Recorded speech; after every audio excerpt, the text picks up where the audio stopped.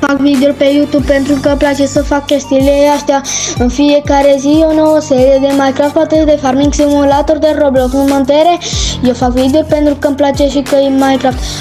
Asta e chestia când creezi videouri cel mai tare, e partea cea mai fună din videouri. Lumea, multă lume poate să te critique, dar niciodată nu te dă în viață. Asta e partea bună să fii YouTuber, pentru că e distractiv. Eu fac video numai pentru că îmi place și că vreau să fiu numai o bună persoană care creează videouri amuzante, care îmi place să au jocuri care să fie Minecraft, Roblox, toate jocurile din lume. Într-o zi eu am visat să fiu un YouTuber mare care are mulți urmăritori, dar niciodată nu m-am dat bătut încă dacă nu am reușit visul ăla. Eu într-o zi o să-l reușesc, pentru că vreau și că pot. Eu cu videourile astea pentru că vreau.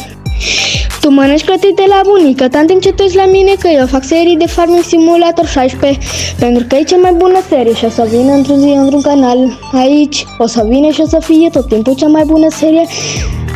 Duminică să vină și după Farming Simulator 16 o să vină o nouă serie de Minecraft cu prietenul meu, pentru că o să ne placă și o să fie hardcore. Dacă murim o să se termine toată seria.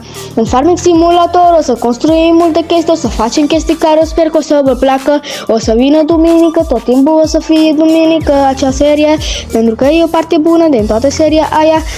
Dacă te prinde când mergi pe drum la școală, tu te uiți la videourile mele care de Farming Simulator 16 seria. Chiar și dacă te prinde profesoara în oră cu telefonul, tot tu te uiți la videourile mele de pe canal. Tu îi zici la maică-ta că profesoara te-a prins cu telefonul în oră și ți l-a luat, dar tu îi furi telefonul lui maică-ta ca să te uiți la videoclipurile mele pentru că îți plac mult. Pa, lume!